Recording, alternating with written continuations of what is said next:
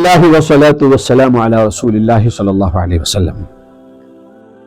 یوم اساتذہ کے اس تقریب میں اساتذہ کے تقدس اور احترام سے متعلق میں کچھ گفتگو کروں گا۔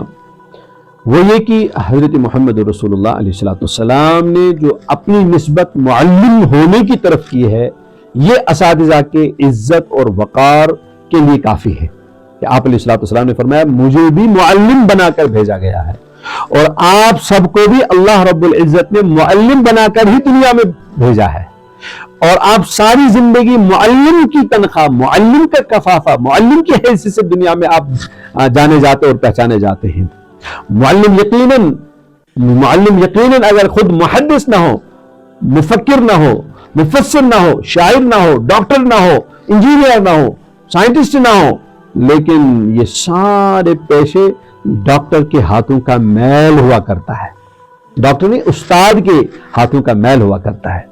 تو اللہ رب العزت نے آپ کو معلم بنایا ہے، اور قرآن کریم میں 3 جگہوں پر سورہ بقرہ میں، سورہ آل عمران میں اور سورہ جمعہ میں، سورہ بقرہ کی آیت نمبر 129 اور سورہ جمعہ کی آیت نمبر غالباً 2 اور سورہ آل عمران کی آیت نمبر 164، تینوں آیات میں اللہ رب العزت نے ایک عنوان بہت ہی اچھے انداز میں بیان فرمایا ہے۔ اللہ اکبر۔ سورہ آل عمران میں اللہ رب العزت ارشاد فرماتے ہیں، بسم اللہ الرحمن الرحیم، لقد من اللہ علی المؤمنین اذ بعث فیہم رسولا من انفسہم یتلو علیہم آیاتہ ویزکیہم ویعلمہم الکتاب والحکمہ وان کانوا من قبل لفی ضلال مبین۔ اللہ رب العزت نے مومنوں پر بڑا ہی احسان کیا ہے، بڑی منت رکھی اللہ نے جب اللہ رب العزت نے مومنوں میں حضرت محمد رسول اللہ علیہ السلام کو مبعوث فرمایا ہے۔ مبعوث فرمایا، پھر آگے کیسے کیوں مبعوث فرمایا؟ بحیثیت معلم، تاکہ وہ ان کو کتاب کی تعلیم دے، وہ ان کے اندر کے نفس کو مانجے۔ اللہ اکبر، یہ معلم ہے۔ تو قرآن کریم نے یہاں پر اور تینوں آیتوں میں مجموعی طور پر یہی بتایا گیا ہے کہ حضرت محمد رسول اللہ علیہ السلام کو بھی اور دوسرے انبیاء علیہ السلام کو معلم کے حیثیت سے بھیجا گیا ہے، اور انہوں نے اپنی قوم کی تربیت بھی کی اور ان کو تعلیم بھی دی۔ تو ہم سب اساتذہ کو اس بات پر فخر کرنا چاہیے، واللہ فخر کرنا چاہیے کہ اللہ نے ہمیں استاد ہونے کا مقام عنایت فرمایا۔ حضرت محمد رسول اللہ علیہ السلام نے ایک جگہ ارشاد فرمایا، انما انا لکم بمنزلۃ الوالد اعلمکم، اور لوگوں میں تمہارے لیے تمہارے باپ جیسا ہوں۔ کیوں؟ اعلمکم، میں تمہیں سکھاتا ہوں۔ معلوم ہوا کہ جس طرح اپنے باپ کا احترام کرنا ضروری ہے، اسی طرح اپنے اساتذہ کا بھی احترام کرنا ضروری ہے۔ والدین بعض اوقات وہ باتیں نہیں سکھا پاتے ہیں، اکثر و بیشتر وہ باتیں نہیں سکھا پاتے ہیں جو باتیں اساتذہ سکھایا کرتے ہیں۔ انسان کی زندگی میں بننے کا رول بعض اوقات والدین کا کم ہوتا ہے، اساتذہ کا زیادہ ہوتا ہے۔ اسی لیے انبیاء علیہ السلام کو اس پوسٹ پر فائز کیا گیا کہ آپ معلم ہیں، اور والدین ان بہت ساری خامیوں کا احساس ہی نہیں کر سکتے ہیں جو 1 سیکنڈ میں استاد کر سکتا ہے۔ اللہ ان بڑے خوش قسمت ہیں وہ بچے جن کو اچھے اساتذہ میسر ہیں، اور بڑے خوش قسمت ہیں وہ اساتذہ جن کو سمجھدار طلبہ نصیب ہوں، جو اس بات کو سمجھے کہ استاد کا مقام اور مرتبہ جو سمجھتے ہوں۔ بہرحال بات طویل ہو جائے گی۔ اب استاد کے مقام اور مرتبے میں تو بہت کچھ کہا گیا ہے اور لکھا گیا ہے، لیکن یہاں پر مجھے اساتذہ کو 2-3 باتوں کی طرف توجہ دینی مقصود ہے۔ وہ یہ کہ کامیاب استاد تب تک کامیاب ہو ہی نہیں سکتا ہے جب تک وہ اپنے طلبہ، اپنے شاگرد کے مزاج اور من اور اس کے نفسیات کو نہیں سمجھے گا۔ اگر اساتذہ اپنے بچے، ویسے سمجھتے سارے ہیں، لیکن یہ بات کیونکہ تربیت کی بات چل رہی ہے کہ وہ استاد جو اپنے بچے، اپنے طالب علم اور اپنے شاگرد کے نفس یعنی نفسیات یا من اور مزاج کو نہیں سمجھا، وہ استاد شاید اس بچے کی تعلیم و تربیت صحیح انداز سے نہیں کر سکتا ہے۔ تو اس کے لیے کیا کرنا پڑے گا؟ دیکھیے، آپ جس بھی میدان میں ہو، چلو آپ اساتذہ نہیں ہیں، آپ فوج کے کمانڈر ہیں، یا آپ محلے کے ایک مسجد کے ذمہ دار ہیں، یا پھر آپ ایک خاندان کے بڑے ذیوقار شخصیت ہیں، یا پھر آپ ایک بڑی فیکٹری کے مالک ہیں، آپ کے تابع سینکڑوں لوگ کام کرتے ہیں، تو جس بھی فیلڈ میں آپ کام کر رہے ہیں اس فیلڈ کے لیے، اس میدان کے لیے جن لوگوں کو آپ ڈیل کر رہے ہیں ان لوگوں کے نفسیات کا سمجھنا آپ کے کامیاب ہونے کے لیے ضروری ہے. اور اگر آپ ان کے نفسیات کو سمجھیں گے نہیں، ان کے من اور مزاج کے مطابق ان کی پھر رعایت کریں گے نہیں، تو یقیناً جس بھی فیلڈ میں، یعنی اساتذہ کے میدان سے ہٹ کر جس بھی میدان میں آپ ہوں، اگر آپ ان چیزوں کی رعایت نہیں کریں گے تو آپ اس فیلڈ میں ناکام ہو جائیں گے، چاہے سیاست ہو، چاہے تجارت ہو، چاہے اور کوئی کام ہو. تو اپنے مد مقابل کے نفسیات کا سمجھنا بہت ہی ضروری ہے. اب اساتذہ نے کیا کرنا ہے؟ چونکہ اساتذہ کی بات چل رہی ہے، اساتذہ نے کیا کرنا ہے؟ اساتذہ نے سب سے پہلے طے کرنا ہے کہ میرا شاگرد مزاج میں کیسا ہے. مثلا یہ متواضع ہے یا متکبر ہے، تواضع والا ہے، عاجزی والا ہے، انکساری والا ہے، یا یہ تکبر والا ہے. اگر یہ تکبر والا ہے تو اس کو بہت ہی اچھے انداز سے آپ نے ڈیل کرنا ہے، اس کی اس بری خصلت کو اچھی عادت میں آپ نے بدلنا ہے. لیکن اگر اتنا متواضع ہے کہ اب ڈرپوک بنتے جا رہا ہے، یہ اپنی معافی ضمیر کو کہہ نہیں پا رہا ہے، تو اس کے اس ڈر کو، اس کے اس فیر کو اندر سے نکالنا ہوگا. آپ نے کامیاب استاد یہ کر سکتا ہے. تو دو بچے ہی مثلا کلاس میں، ایک متکبر ہے، ایک متواضع ہے، ایک متواضع ہے، ایک متکبر ہے، تو متکبر کو تو ڈاؤن کرنا ہے اور متواضع کو تھوڑا سا اپ کرنا ہوگا. اگر وہ تواضع اس کے اندر ڈر پیدا کر رہی ہے، ٹھیک ہے. دوسری بات، آپ کے بچے کا شوق کیسا ہے؟ یہ اپنے باپ کے ڈر کی وجہ سے آپ کا شاگرد بنا ہے، یا اپنی ماں کی لاٹھی کے ڈر کی وجہ سے مکتب آتا ہے، اسکول آتا ہے؟ اگر یہ ان کے ڈر کی وجہ سے اسکول آتا ہے، پھر آپ طے کریں کہ ڈر جو ہی ختم ہو جائے گا، جو یہ بچہ بڑا ہو جائے گا تو یہ اب اسکول بھی نہیں آئے گا، مکتب بھی نہیں آئے گا، اور مدرسہ بھی نہیں آئے گا، کہیں نہیں آئے گا. ڈر ایک عمر تک رہتا ہے، پھر بچہ بڑا ہو کے ڈر جب ختم ہو جائے گا تو یہ آگے نہیں پڑے گا. آپ نے ابھی سے طے کرنا ہوگا استاد نے، یہ اپنے شوق اور ذوق کی وجہ سے آیا ہے یا والدین کے شوق اور ذوق کی وجہ سے آیا ہے. اگر والدین کے شوق و ذوق کی وجہ سے آیا ہے اور ان کے ڈر کی وجہ سے آیا ہے، تو آپ نے اس کے اندر سب سے پہلے اس علم دین یا جو بھی تعلیم آپ اسے دے رہے ہیں اس کی رغبت اس کے اندر پیدا کرنی ہے آپ نے، تاکہ وہ ڈر کی وجہ سے نہ پڑھے، وہ اپنا شوق اس میں بیدار ہو جائے. جب اس کا اپنا شوق بیدار ہو جائے گا تو پھر گھر کا بھی ڈر کا بھی کوئی خطرہ نہیں اور اندر کا کوئی مسئلہ بھی خطرہ. شوق اور ذوق کو آپ دیکھیں، اس کا شوق خود اپنا شوق ہے یا والدین کا شوق ہے. تو اکثر و بیشتر بچے جو اسکول آتے ہیں وہ والدین کے ڈر کی وجہ سے آتے ہیں، تو ڈر جو ہی ختم ہوا تو اسکول اور تعلیم وہیں پہ رک گئی. تو اب یہ بھی استاد کا کام ہے. نمبر 3، یہ بچہ صرف وقت ٹائم پاس کر رہا ہے یا پھر یہ کچھ حاصل بھی کر رہا ہے، یہ بھی آپ نے سمجھا. اگر یہ صرف ٹائم پاس کر رہا ہے اور اس کا ارادہ نہ پڑھنے کا ہے، مثلا صرف 2 سال کے لیے آیا ہے، تو آپ اس کو 2 سال کے لیے اس مخصوص وقت کے لیے اتنا پڑھائیں. اگر 2 سال کے بعد پڑھنا چھوڑ دیتا ہے تو کم سے کم یہ 2 سال اس کے ضائع نہیں ہو جانے چاہیے، کچھ نہ کچھ اس کو ملنا چاہیے. انہیں ضروری علم سے اس کو آپ روشناس کرائیں.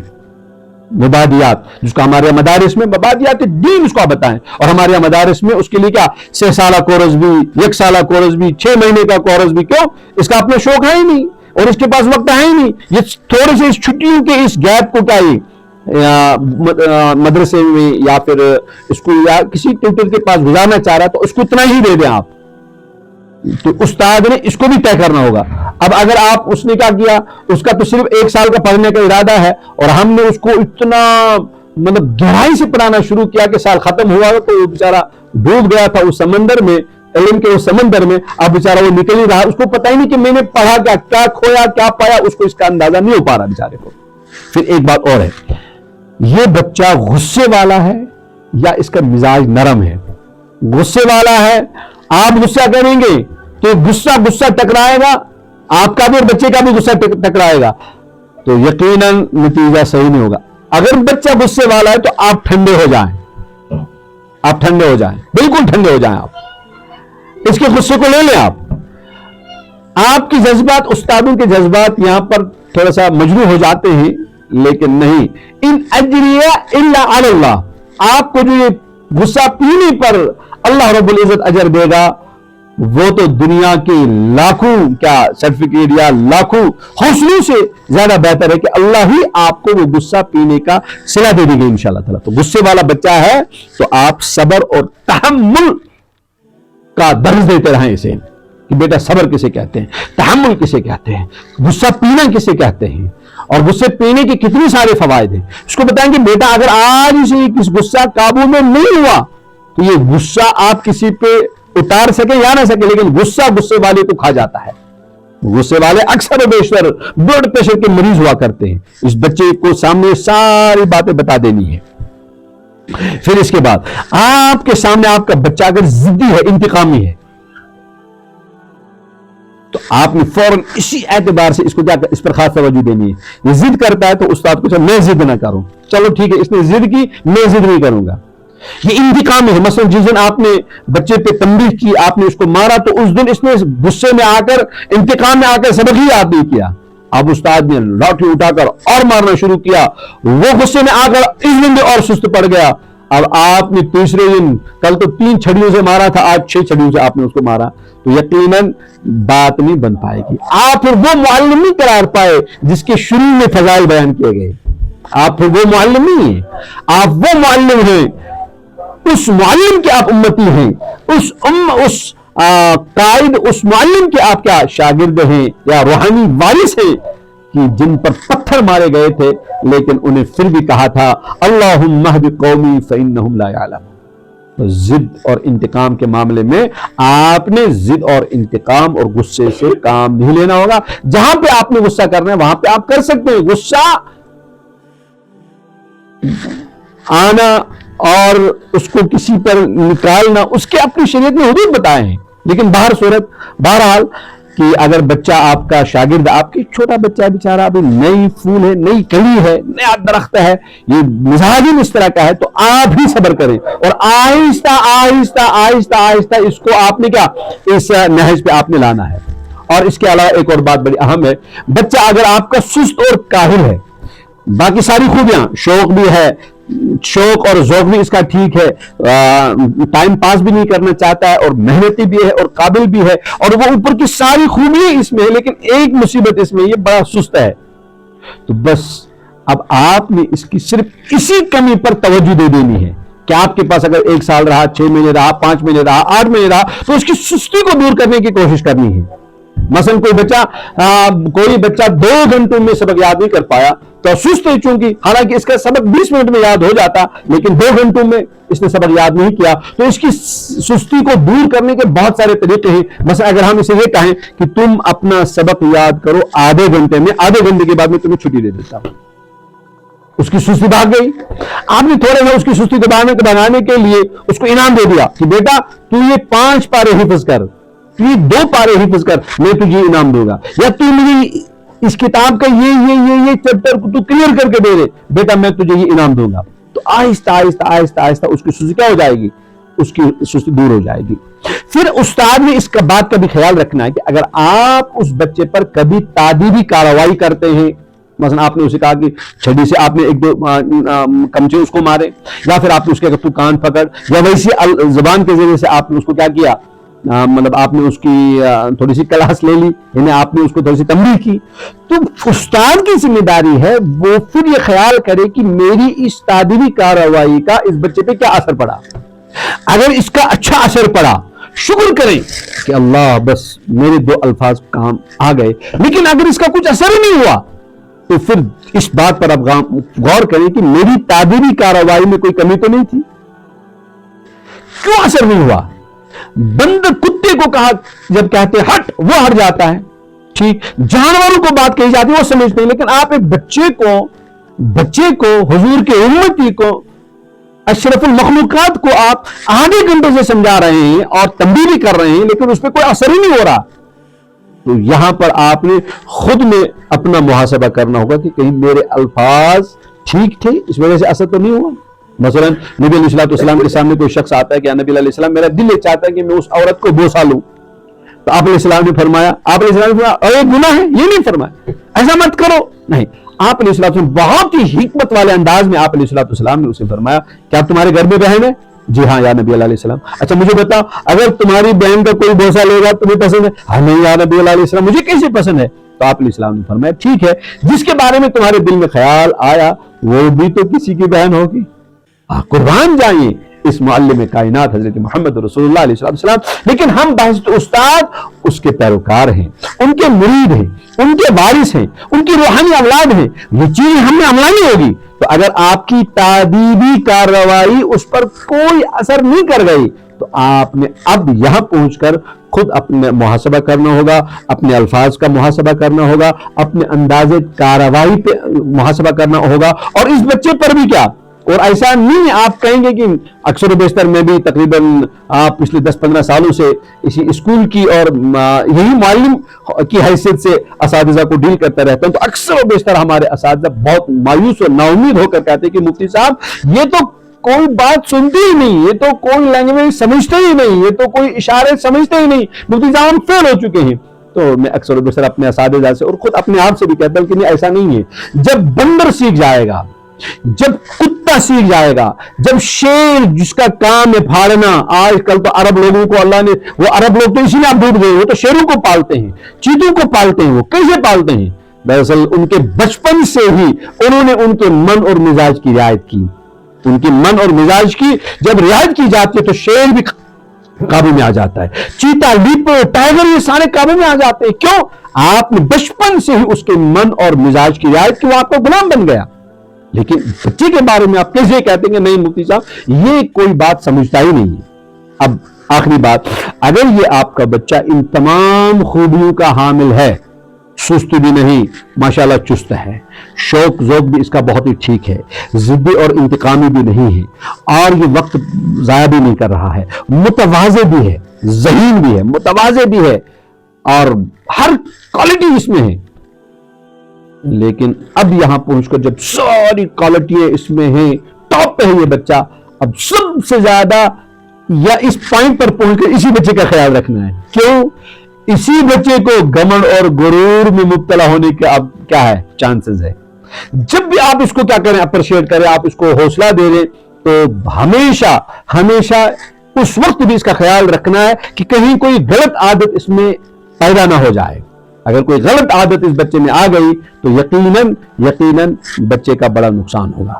تو یہ میں بات عرض کر رہا تھا کہ اگر استاد اپنے بچے کے من اور مزاج کو سمجھتے ہوئے اس کی تربیت کرے گا تو یقیناً مجھے اللہ کی ذات سے امید ہے کہ کم وقت میں بہت زیادہ فائدہ آ سکتا ہے اور بچے کو بھی بہت بڑا فائدہ ملے گا. اور استاد بھی واقعات معلم کائنات حضرت محمد رسول اللہ علیہ السلام کا بحیثیت شاگرد، بحیثیت روحانی اولاد وہ ان کا حق ادا کر سکتا ہے کہ اگر اس نے بچے کے من اور مزاج کی رعایت کرتے ہوئے اس کی تربیت کی. اور سنیں آگے بات، اگر استاد بچے کے من اور مزاج کی رعایت نہیں کرے گا اس کے کتنے سارے نقصانات ہیں. اس کا ایک نقصان یہ ہے کہ بچے کے دل سے علم کی رغبت ختم ہو جائے گی. وہ آہستہ آہستہ سے یہ کہے گا کہ نہیں میرے لیے نہ پڑھنا ہی بہتر ہے. ہم نے بہت سارے بچوں کو دیکھا کہ ہوٹلوں میں برتن دھوتے ہوئے پھر وہ جب پکڑے گئے واپس لائے گئے تو ہم نے ان سے کہا کہ یار بچہ تو ہوٹل میں برتن دھونے کیوں گیا تھا؟ تو اس نے واپس جواب دیا کہ اس مار سے، اس ضلالت سے، اس رذالت سے ہمیشہ مجھے بے عزتی ہوتی تھی. تو میں نے اسے میں ایک ہی مرتبہ جاؤں گا، کم سے کم سکون کا کھانا تو ملے گا مجھے وہاں پر.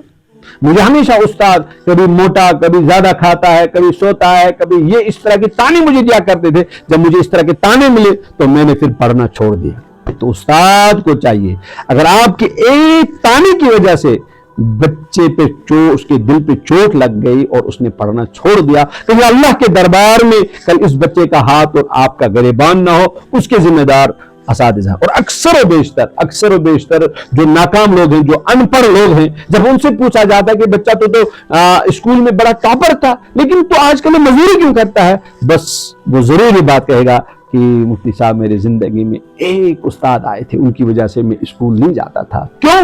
وہ میرے من اور مزاج کو بیچارے نہیں سمجھ پاتے تھے.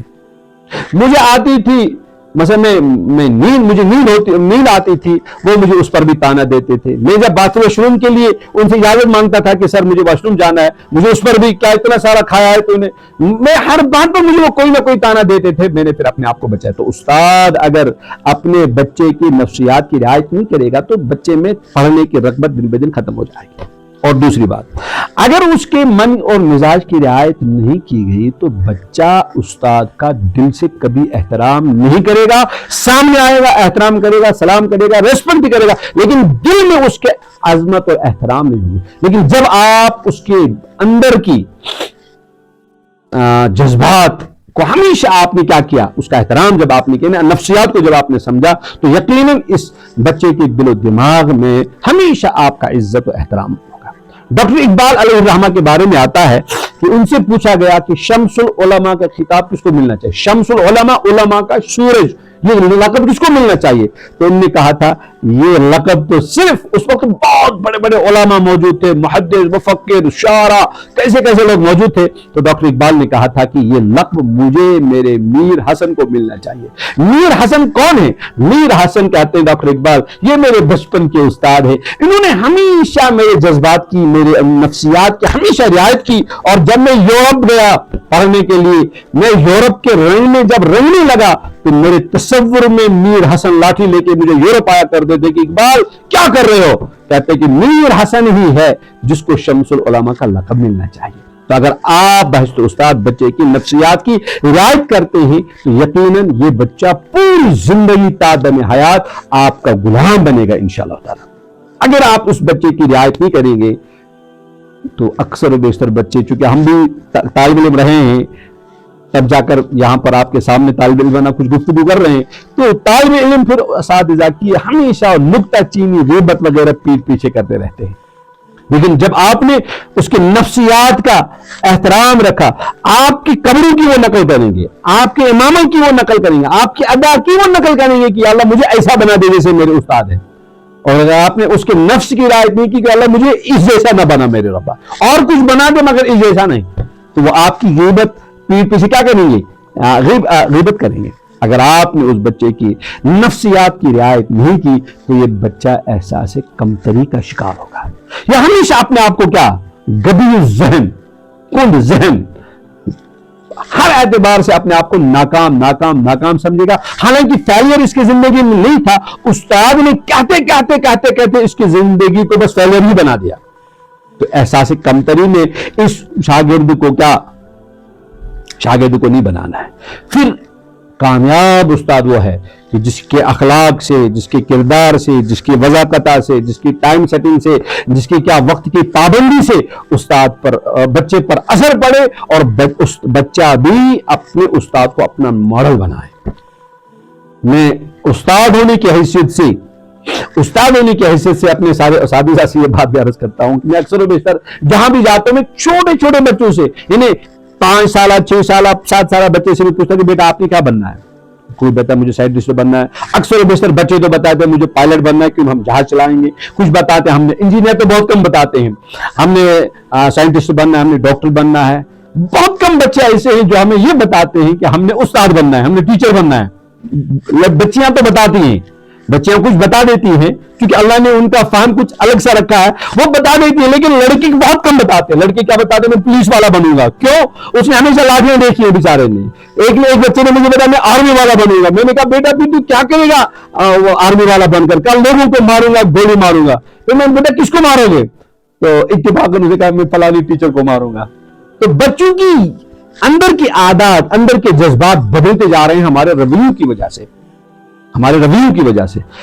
اللہ کرے اللہ کرے اللہ کرے استاد بحیثیت استاد اس میں وہ تمام تر خوبیاں آ جائیں جن کے بارے میں ہمارے حضرت محمد الرسول اللہ علیہ نبی علیہ الصلوۃ والسلام نے جس انداز سے اپنے صحابہ کی تربیت کی. وہ معلم تھے، وہ شاگرد ہی نہیں بنے، وہ غلام بنے. وہ غلام ہی نہیں بنے، بس وہ بچھ گئے حضور علیہ الصلوۃ والسلام کی زندگی پہ بچھ گئے. اللہ اکبر من کل کبیرہ.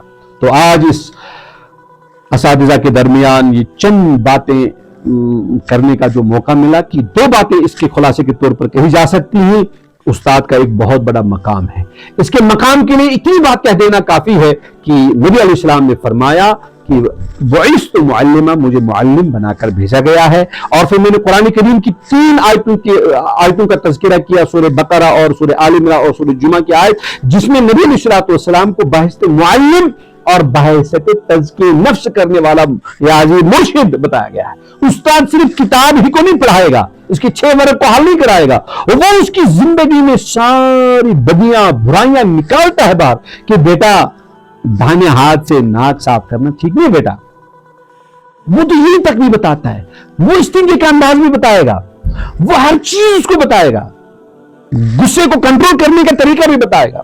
ٹھیک، تو 3 باتیں کہی جا سکتے ہیں آپ کی عزت و وقار کے لیے. یہ بات کافی ہے کہ آپ نبی علیہ الصلوۃ والسلام نے اپنی نسبت معلم ہونے کی طرف کی ہے. اللہ اکبر من کل کبیرہ.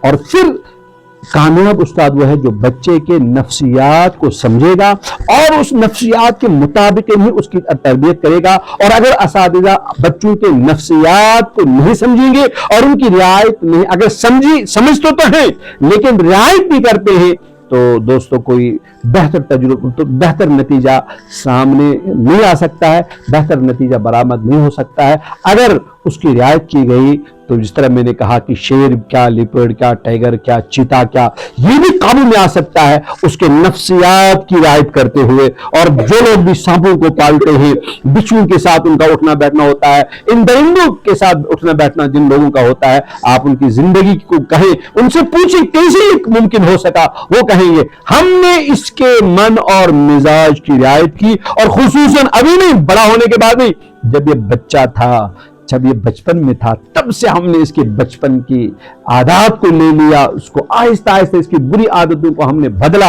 اور آہستہ اچھی چیزیں ہم نے اس کے سامنے رکھی، اور تب جا کر یہ میرے قابو میں آیا.